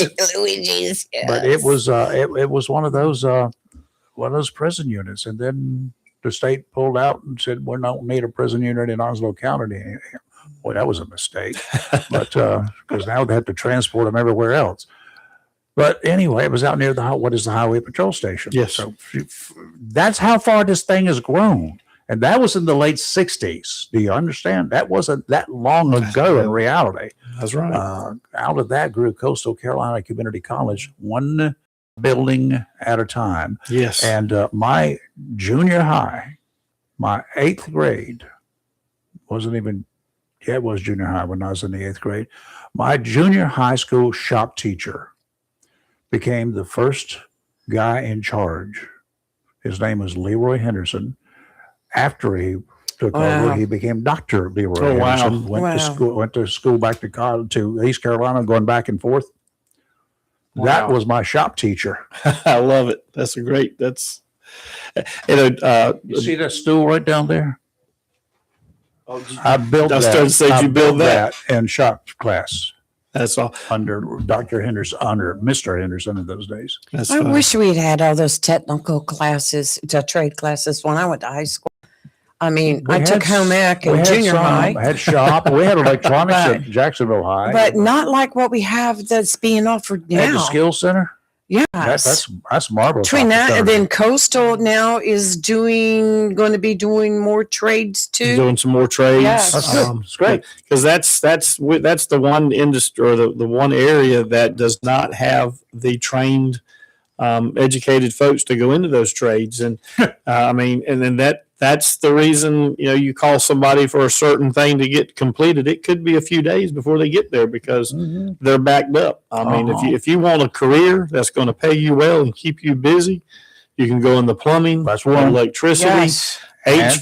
That's the top three right there. You are going to stay busy. You will never be without a job as long as you're able to do it. That's right. And I had a basketball practice the other night. A young lady came in. She graduated last year. And she just is on break from her A school from the Army. Oh, really? And she was talking to the players about the Army and the opportunities there. So I naturally asked her, I said, well, what's your school? What are you going into? She's going into HVAC. Oh, You know what? I was going to say right here in Oslo County, everybody has to have one. ladies, there is not a blasted thing in the electrical world that you cannot do. Because I worked as an electrician in high school. Agree. Yes. I wired homes. But there is not a thing that you cannot do as an electrician. It's just because it's a male dominated world. You're needed out there. Absolutely. You are needed out there. And if she decides not to re-enlist, she's going to be employed. Oh, yeah. Yes. I mean, she's going to be employed But to give you ladies a thought process, you have an advantage over men when it comes to laying out how a house is going to be wired. You think the architects do all that. When they draw them, they do a basic job. Then when you get out there, you might not like it. You know what the outlets in a kitchen, where they should be and what they should be, better than some dude who's an engineer somewhere. who's just throwing them in Who's there. never been in a kitchen in his life. Right. Because this is kind of like the way it's open. And No. they should have women design that, because That's they what I'm put these saying. receptacles in places that you don't need them and not in places you do need them. That's what there is an opportunity out there. Right. If I was to run an electrical contractor, and if I could get a good female out there, God knows that sounds terrible, but if I could find a good electrician who happens to be a female, talk about moving up in the world. Yes. Yes. Well, Tim, you just brought up something, and I wasn't going to even talk sports with you, but you said the word basketball, and we had a listener who's to know, who do you think will win the Oslo basketball tournament next week? The guy with the most points.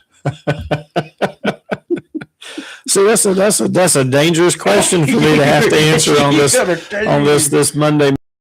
Well, it's going to be wide open. We've Northside. We've played Dixon and Swansboro and White Oak and Southwest, and we lost to Swansboro, but then we beat White Oak, and then White Oak beat Swansboro, and I mean, it's get a coin, start flipping that's it. the truth. Does It's this going to not be sound tight. like a true True politician? politician. I right now, Swansboro shot the lights out of it the other night against us, and there was nothing we could do about it. But I'm hoping that the Monarchs will work hard as we get ready and go out and perform like we believe they can. And one thing I'll tell you about my guys is they're going to play hard. Good. And that's what I told them. I said, it doesn't matter if you're executing the way we want you to execute. That's going to take place as they get further into the season.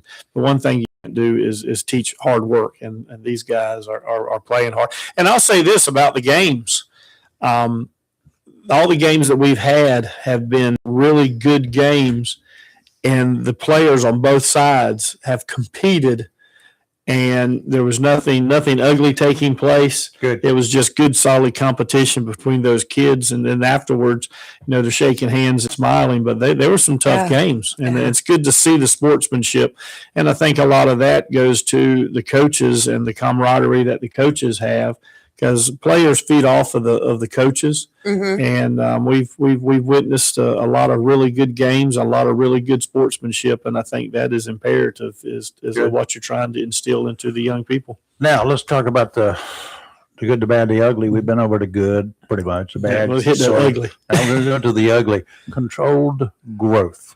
Oslo County is growing, leaps and bounds, we might say, probably faster than a lot of people ever would have thought 40 years ago, 30 years ago, 20 years ago. Oh yes, we've gone beyond our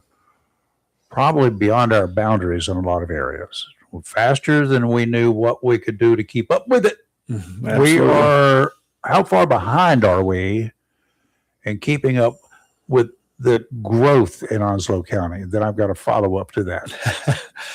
I think Onwassa is probably one of those that is really having to work the hardest to keep up with that, with all the new water connections and then the sewer capacity, and that's a job on their part. They're doing a really good job, especially down in the southern part of the county, Holly Ridge, Stump Sound. Stump Sound is the largest growing community in Onslow County, and Onwassa is really working on that, where they've purchased some sewer facilities from Plurist, that's really creating an opportunity for them down there.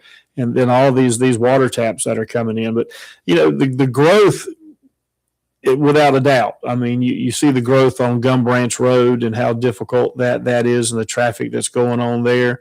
And it's a two-edged sword. Is people have got their property, and if you believe in property rights and people's right to do things, that's my follow-up question. You've got that they want to do something with it. Do you tell them no, that's your property, you can't do that, or do you really try and try? How do we try and figure this out? How can we do this in stages? I've got 20 acres. I got 20 acres of land out here on the Gum Branch Road, and you know what? I've got an offer. I'm 72 years old. I'm beyond whatever I'm going to do with this land, and I don't have anybody that's going to do anything with it either. And I've got an offer if I can sell the entire 20 acres intact, but only on the condition that Onslow County is not going to stop that whoever the new buyer is going to be from doing work on it and building it and developing it. Now, that's a tough position for you to be in. It is. It absolutely is. We turned one down last meeting or 2 meetings ago, and there's aspects of the rezoning too, that if you don't approve a rezoning from RA, residential agricultural, to R20 or R10 or R15, that doesn't mean that they can't build. Right. They can still build in a residential agricultural area, but the lot sizes are larger. Mm-hmm. And then it pretty much has to, I think it has to average out. If you have a 12,000 lot size, then you got to have a 28 over here, or however that works out. I'm not have to give Carter Metcalf a call on that one, but RA, they can still build. But I believe that there's more oversight, stormwater, a lot more goes into it when you start building more homes in there, and you've got more permitting that has to take place to build more in there. But and when they want to go downsize or down zone to R8 or R10, then that they're going to put a lot more homes in there, and multifamilies, multifamily, yes. And I think if I had to choose, I'd rather there be R20s across the county, sure, with larger lot sizes. It's a tough call. But then again, that 20 acres of land or 200 acres of land that I got will be more valuable to somebody that's going to put multifamily homes on it, because he can sell it 2 or 3 or 4 times per lot. Yes. And the thing it goes back to is the conversations we're actually having today are the exact same conversations that were had 30 years ago. Yep. Is that if we approached it 30 years ago, then there's a lot of development that wouldn't have happened in Onslow County. It's kind of not in my backyard type things. I want it, but not in my backyard. And I understand that. Growth is not what everyone wants to see. It's the property owners are looking at an opportunity to do something with their property instead of it just sitting there. They don't necessarily want to farm it. And there are some farmlands that we would love to be able to protect, but that really comes down to the property owner and what they want to do with it. So many are just, you don't see the farms like you used to. And one of they're going away. And I've had one question or discussion that you hear from folks is that when you have that many homes built, then why you've got that much more property that's fallen onto the tax books? Why doesn't that cause the tax rate to drop? It doesn't necessarily mean there's more income coming in, because there also, with each home, becomes more services. Right. But our services should be priced so that people moving in should be paying the tab for whatever those services are going to cost. It would be nice to be able to hit that. Do that? Well, my example I use. How about a surcharge for new people? I had someone mention that, but they sure did. Oh my goodness! Oh my goodness! But how they think. When you have a new home that's built, and let's say the new home generates $1,500 or $1,600 in tax revenue, Right. but there's 4 kids in the house. Mm-hmm. Those 4 kids are, and the amount of money that's spent per child far exceeds what that tax rate is. So now we're going to put tax on children. That's about the truth. If you got school-age kids, you're going to pay more. For us who don't have any, we pay less. What's wrong with that? And then as the population increases, your fire services increase and your rescue services, your just this umbrella of public safety. Yep. And all those things increases. As much as we try and find that happy medium, it's not always easy to do, but we're fortunate. We've got some great things going on. The sheriff's office does a tremendous job. Our Onslow County Rescue, they stay busy as we try and get more hired and in those positions and on the road to serve. Mm-hmm. And then probably one of the biggest things that we have here is our volunteer fire departments and what those men and women do to protect our homes with what they pull off is amazing. And because it's more difficult to get them these days because they're all busy. Well, they may live in a district where their fire department is located. They live there. If they're home, they can respond to the calls. But what happens during the day when they're working 30 miles away? They can't respond to a call. That's right. It's no longer working that way. It's not, you're not necessarily close enough to respond. And we've got quite a few of the county paid folks at some of the stations, but see more of that coming. I think as needed, as you need it. But one thing is the volunteers. Those that are able to be there do such a tremendous job. They're dedicated. They're dedicated to it, and the heritage and the traditions that have been built in each of those fire stations is tremendous. As we continue to try and move forward to work with them and build a fire system across Onslow County, I think that's huge. Theo calling, but I'm glad you brought up the thing about, because I wanted to ask you about a post I saw on social media the other day that said that big doors are opening, big conversations are happening, 2026 is being built. Some projects that have been quietly in motion, let's just say the groundwork is laid, and this has to do with the fire service. Is there something, what's happening? Is there something you can tell us? Put us in the loop? That one I do not know. I do know that we do have a lot of work going on in a fire strategic plan right now. Fire commission is coming back up, where that goes through. All our fire chiefs and everyone will be looking at that and really give the vote and the voice on that fire commission to the volunteer fire departments, but it's bringing in Camp Lejeune, the municipalities, all of our volunteer stations out there, and how they can assist and work with each other and build a system that really takes care of the citizens while also knowing the importance of our volunteers and the work that they do. It's it's tough, and then people don't realize is that the volunteers require the same certifications, same training that the full-time pool people do, and they're working a full-time job, getting their certifications done, doing events in their communities, and still responding to fire and rescue calls. Gotcha. Tim, thank you. And you got a lot of campaigning to do, but I don't think you got as much as you think you have. But you can't ever let your guard down. You got to get out there and work like you want to continue to do it. And I'd like to continue serving the people of Onslow County. I think there's been a lot of good things that are taking place, that are coming to us in the future. And it's a great place to live, work, raise a family, and learn. And I've been here since February 1969, and I can plan on continuing to live here, and my family's here. That's right, little fella. I knew you when your daddy was about that big. Yes, sir. And even when I've known Chris Marks for a long time at my dad's radio station, and Chris has announced some football games at Jacksonville High School. Go, Chris. Let me tell you what. He's good. He's good. He has got everyone worked up and now. then he was on the air announcing Southwest football games years ago. He and Billy Woodward, and that was my dad that went back there and put Southwest Athletics on the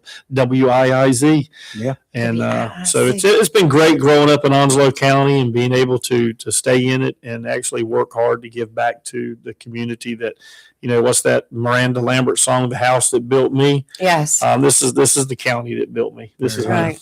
Very good. Have a caller that he's probably going to have a question for you. Sounds good. It's going to be about term limits. Theo, how are you? Good morning, deplorable listener. How you doing? Fantastic. How you doing, Theo? Welcome to drama country. You love popping in here, don't you? Oh, absolutely. The term limits. Do you believe in term limits? Here we go. I do. Okay, so everybody, the last couple commissioners that came up here, that was the same excuse that they're in the middle of a project that they want to see finished. So if you're really into term limits, and if you think that a commissioner in Onslow County needs 3 terms, why don't you put 3 terms on there, and then they have to drop their name out? If you think 12 years is what's going to take a commissioner to do a job, then if you can't handle any two term, why don't you just put 3 terms and knock it out? So the people know that after 3 terms, you're out of there. That's an interesting assessment on it. I'm not sure how that would take place. I know that if I'm it's fortunate just like enough, the president, he puts 2 terms and his name is out. It's as simple as that. Guys use the excuse that I'm in the middle of a project, so because I don't know if you're going to be in the middle of a project on your 3rd term, and you come over 2 months before it's over and say, I'm in the middle of a project. I like to get this thing through. Okay, so we can have the same reason. That reason will change in the 3rd one, because it'll be more along the lines of, I hope somebody comes in here that can bring these things to fruition. But I can tell you that 3 terms for me will be it, and others will have to make that decision. 3 terms is supposed to be for another commissioner that's your buddy over there, but we don't know how that's going to go till his term comes to the near end. That's true. That's true. And I don't know how you that's an interesting thing there. I don't know if locally you create or develop the term limits, or if that is a state thing, since county government is an extension. So I'll have to research that and see who actually does you would that. have to do term limits. We've been talking about term limits for 10 years, but nobody's doing anything about it. Why can't Onslow County be one to show the rest of the country how you handle term limits, and people are happy with what's going on? Third, over there, the guy next to you there, he says that the sheriff should be there for a long term. You had Heinz Miller go 2 terms. The man said he was going to come in for 2 terms. He stayed for 2 terms. And now you got Chris Thomas. What happened, Rayford? What problem did we have with 2 terms? They changed. Why do you think a sheriff should stay there longer? I said, if you go back one more time, I say I should stay anywhere. First of all, it's up to the people. That's it for any of the elected positions. Number 2, a sheriff, I do not think the same restrictions should be placed on a professional individual. Let me give you an example. There a sheriff in New Hanover County that came on board when he was, I don't know, probably 45 years old, in 2 terms. 8 years later, he's still in the prime of his career. There is no prime. There is no prime. You put your 2 terms. Where the hell have you been all your life? Not in this country. Because he's a good talker, or he's in his prime. Okay. No, he's in his prime because he's done a great job in New Hanover County, as Chris Thomas, as Sheriff Miller did, as Sheriff Brown did. A lot of these individuals, Sheriff Woodward. Rayford, stop talking about term limits. every elected. You stop talking about term limits because you. There is no such thing. I'm glad you can tell us what to stop talking about. Get your own show. Yeah. Okay. There's no such thing as term limits. Talk about term limits, but then every time give an excuse.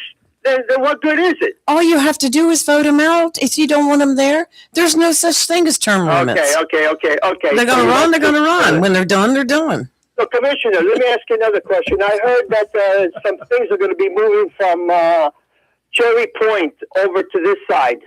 Have you heard anything about that? I have not. What have you heard as far as? Okay, I'll let you listen to it first, and then we'll talk about it when you come next. Okay. How about affordable housing? What's the story on that? Are we doing anything to move that? Because a lot of people need housing here, and I hear that some of these apartments, the owner of these apartments are colluding. The price together. Have you heard anything about that? I haven't heard anything as far as colluding, but I do know that we've got some new apartments that were built over on Blue Creek School Road, and I think there's another set that's going up to be built right next door to them. But I'm not sure when government got into housing. I don't think that's something that Not at the that, local that level. we should. I think that leaves it up to developers and builders that want to go into that. We actually years ago tried to take some money and put towards that with those ARPA funds a few years ago. And then that wasn't enough to be able to help them do what it was that they needed to do. So it's a tough thing. I mean, people go into business to try and make money, and then trying to build the affordable housing. I really don't think that's a government responsibility, but we can support people with things that they're trying to do. The units that you say you're doing in Blue Creek Road, how many units is that? That I do not know. I do know that they're full. And I feel sure when they open the second set of units, they won't take long before those to be full as well. It didn't help. I noticed that the light, Blue Creek Road and 258, that light there backs up pretty good. Now you're putting a whole mess of people there. I think the units are at least, I don't know, 20, 25, maybe 30. I'm not sure, but that's a lot of people who will be coming out to Blue Creek Road, which eventually should be a 2-lane, a 4-lane road. Now it's Blue Creek School Road now, not off of 258. Blue Creek. All right, so I've noticed you have units going up on Blue Creek Road, which is a lot of units over there, and there's a lot of people going to be coming out on that street every morning, which will back up the light 258 and Blue Creek Road. Oh yeah, it sure will. It's going to be a mess every morning. It's already a mess every morning. No, it is. Amen on that. Everywhere. We see traffic problems every day. It's everywhere. Okay, so all right. Well, good luck with everything. And, Thanks, Theo. Good luck on your third term, and we'll talk about 4 years from now. You got it. Sounds like a plan. All right. Thank you, Theo. Bye, Keep up the Theo. good work. Thank you, sir. Thank you. Well, that was nice. He thanked you. That was true. He did. He Yeah, did. Thank you, for Theo. doing That your was service. he knows Tim's a great commissioner. Oh, yeah. He is a great commissioner. And we do appreciate what you do and Yes, your we do. community service work on the side, too. I appreciate it. Yes. And your athletic director work as well. And, Yes. And everything else you're doing. I Yes. failed at retirement. Just ask Tasha; she'll tell you that I failed at retirement, and that's okay. I don't want to sit on the couch and You could now. vegetate. Yeah, and I like to share the story of Toby Keith and Clint Eastwood, and Toby Keith was with Clint Eastwood. Clint Eastwood, late '80s, directing, acting, and doing all that. And Toby said, Clint, how do you do it? I mean, you're still doing all these things that you were doing 40 years ago and 50 years ago. How do you do it? And Clint said, it's easy, Toby. It's don't let the old man in. And I thought, man, that's great. So if you want to hear that song by Toby Keith, which was the last one he performed, I don't know if it was the Country Music Awards or the Academy of Country Music, but Toby Keith, shortly before he passed away from cancer, he stood on the stage and he sang "Don't Let the Old Man In." And that is a great story. It's a great song, and that's the reason he wrote that song. I guarantee you that motivated him right away. Oh, I guarantee you. Yes, sir. Yes, sir. And then that's kind of, I like to try to do that. Might be some more composers out there may want to go see Eastwood. That's the truth. Ask them a few questions. Ask me some go away questions with some songs and write some hit songs. Amen to that. That's for sure. Tim, thank you, sir. We do. Thank you very much. I appreciate it. Appreciate what y'all do and the opportunity to be here. How can people get up with you if they want to make a donation or work with you on your campaign or ask you questions? You have a website, Facebook, telephone? There is a Facebook page, Tim Foster for Onslow County Commissioner. And then my personal email is timbfoster69@gmail.com. And then my cell phone number, if I don't answer it, leave a message. I'll call you back. Is 910-330-5641. So February of '69. All right. February 23rd, 1969. All right. Just a couple of months before my daughter was born. Oh my! Same year. Oh my! So yeah, yes, we are about the same age, almost to the day. Pretty close. 2 months away.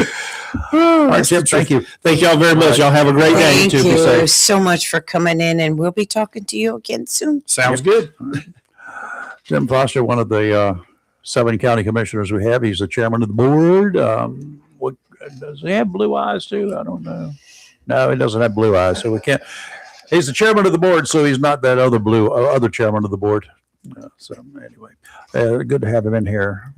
Oh yeah. Sometimes the voice of reason. I will tell you, being a chairman like that is not easy. And even Jack, when he was the chairman, Oh, that's a lot of work. It's, and then Tim, and when you have different opinions on the board, and then you have opinions coming in from public comment. Kind of like being a referee at times. Man, and Jack handled it beautifully. Tim has a way too, and God bless them all. Anyone who's elected, my hats off to you. Weather-wise, we'll do a real quick version here. The marine forecast out to right now 20 nautical miles. Today, small craft advisories in effect through this afternoon. Northeasterly winds 20 to 25 knots, gust to 30, diminishing to 10 to 15 this afternoon. Seas kind of big, 5 to 7. They'll be very small on shore, 2 to 4. However, the sounds and rivers and the inlet getting into the ocean going to be rough, and that should calm down a little bit in the afternoon. Tomorrow, southwesterly winds 15 to 20, gust to 25 in the afternoon. Seas 3 to 5 feet. Sounds and rivers choppy. Wednesday, northwesterly winds 10 to 15. That's Christmas Eve. Becoming northeasterly in the afternoon. Seas 2 to 4 every 5 seconds. Sounds and rivers a moderate chop. Today, sunny with a high near 54. Tonight, partly cloudy with a low around 33. Tuesday, a slight chance of showers before noon. Partly sunny with a high near 61. Wednesday, sunny with a high near 69. And Christmas Day, sunny with a high near 70. That's good. That's good. So love it. that helps with heating bills too. Yes, Some folks, yes. have you noticed that a lot of folks move down here? We're talking about folks moving into the area. It's a great place to be, and they come in. Sometimes they come in, they want to make changes.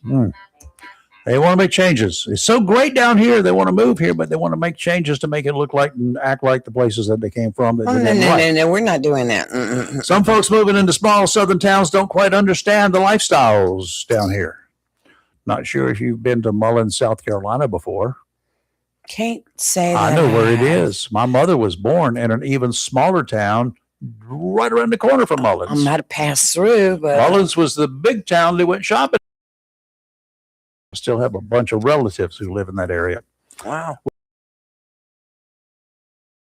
Up a Christmas display this year, only Oh, here we go. to, as it was described, remove it, she said, remove it because it could be offensive to some people. Yes. Yeah. The committee of Mullins arranged for a nativity scene, kind of like a Hallmark movie, they said. The group spent about 2 weeks placing decorations they paid for out of their own pockets, including a snowman, wreaths, lights, Santa Claus, and a small 3x4 foot nativity scene. The director of that group, her name was Mrs. Bird, said she was later received a text from the mayor, Mayor Miko Pickett, female mayor, asking her to remove the nativity scene, citing concerns about residents of other faiths and beliefs in the community. As a member of the committee said, there's a church on almost every corner in Mullins. Look at it smack dab in the middle of the Bible Belt. The mayor backtracked, saying that, I only want the nativity part of the display removed. The beautification committee ladies agreed that if a majority of the city council agreed with the mayor, they would remove all of the decorations they had put up. No. All of the decorations they had purchased and erected themselves, leaving the town with not much of a display for Christmas. No new words from the mayor, but several aldermen have said the nativity scene should stay. Pretty sure the mayor may get a little wishes of bless your heart instead of Merry Christmas this year. One thing folks who move into a community should learn is to respect local traditions and the local people. Taking on either is a surefire way to create needless hate and discontent and welcome signs saying that I-95 goes north as well. I would say that everybody in Mullins, South Carolina needs to go out there and just put a nativity scene in their front every yard. street Let's corner. see it every street. Put some live ones up there with some donkeys. I know where to get a donkey. Theo, you're back. Yeah, I'm back. I want to, can you give me that story again that you talked about, the man that killed his wife 40 years ago? Give me that story again. Yeah, he's up. Let me get back to that. It's a cold case that's been going on for quite a while. Excuse me a second. I'll find it. He, a Yale professor is the one who is talking about it. That's her father. Her father is 81 years old. He was arrested in connection with killing his wife, this professor's mother, back in 1982. He'd been a suspect in the case for a while, but they never could get enough information to arrest him. But now they say it happened in Foster City, California. The guy is named Patrick Galvani. He was been arrested on a murder charge tied to her death, his wife's death. The professor, her name, the daughter, is Allison Galvani, and she's a professor at Yale. She was about 5 years old when her mother was killed. She told the LA Times that she was grateful to investigators and prosecutors for finally pursuing justice for her mom. my goodness. Okay, so let's move over to the Epstein files. Yes. That you don't care anymore. Never had. These girls, 1,000 of them, got raped long time ago. Men raped them. A crime. And that was, 20 years ago? Almost like we're talking about exactly what we're talking about, this man of everything. And the girl that did all this bad work, they moved her to another prison for her to... why don't you care about this? Why don't you care about the survivors and all these people that took advantage of these girls a long time ago and they raped them? Why would they get away with it? If you want this man that killed his wife to pay for it, be accountable, why don't you want these other people to be accountable? Whoever said I did not want them to be held accountable, if anybody, any one of them, I don't care if it's Donald Trump or anybody else, if they have any information, any investigators have found out any information that is what they call probable cause, enough to get a warrant for the arrest of any of these individuals, then each and every one of them should be arrested and jailed. Okay, I have never said I'm not supporting that for the survivors. Here's the issue. They're not doing that. They have not done that. They have not presented any evidence. Do they have the evidence? I do not know. Is it up for the public scrutiny to decide, make that choice? No, that's not up. It's not our opinion that counts when it comes to the investigations. When Trump came in office, he's the one who mentioned the Epstein files. He's the one who brought it up. Day one, he was going to release the Epstein files. His DOJ, which was his lawyer. Now think of this: Bondi and what's his name? The guy, the second in command with the DOJ. They both were his lawyers. This is his private law firm. This is not the DOJ. Okay, two people worked for him. All right, they said they were going to release the files. They kept saying that. Then the court came in and says, you got to release the files, give us 30 days. What did they give us? How is the public going to come up with any solutions when they're holding all this information up? Did you know that the girls, the victims, went to the FBI agents and gave them a report what happened? They're expecting those reports to come out in the Epstein files, and they were waiting for them by Friday. They came out. And one more thing. Would you check with John Logano? He was an FBI during that time. Ask him if he knows anything about all this. I think John retired. What was it? 2020, 2022, maybe. Yeah, but this was a big thing at that time. That was a big ring, and he was in the FBI. Maybe he had connections. Maybe he knows a little bit about it, something like that. I'll ask him, but I've talked with him. I've talked with him. He was working the mafioso at the time. Yeah, but still, he was an FBI agent. Don't you think these things go around? Theo, he was working undercover, deep cover. He didn't even see other FBI agents. I just thought because he was in there, he might about it. No, that's be like, I can give you a name of a guy who's living in Greece. Would you know him? That's about as reasonable as thinking that. Okay. All right. Just checking. All right. So, that's it. So the story that you told, you guys got to be accountable after 40 years. That's exactly what we want from the Epstein files for these people that rape these girls to be accountable and be brought to justice. Now, there are several things I want them brought to justice, because they got to be brought to justice by the judicial people, not by you and not by me. We do not have any authority to do that. We do not know how to do those investigations. Now, here's the other thing: Congress put a little problem up with them, which is good. You will not release information to the public that will identify the victims. Mm-hmm. So now they've got a little bit of a problem in doing that as well. Okay. So you understand how difficult that is? If you say that release whatever they can release, there's a lot they can release, but they're holding it off. You know that. I don't know that. Do you know that? I don't know it, but anyway. Okay. Be honest with the people. Wake up, then. Wake up. You're going on. I'm not going to smell. I'm not going to smell the smoke that you're smoking. I'll tell you what that exactly right now. do you want, Theo? You want pictures and names? You're smoking something too. It's not just me, but you're smoking a different smoke. Okay. Okay. I guess that was a goodbye. Sorry.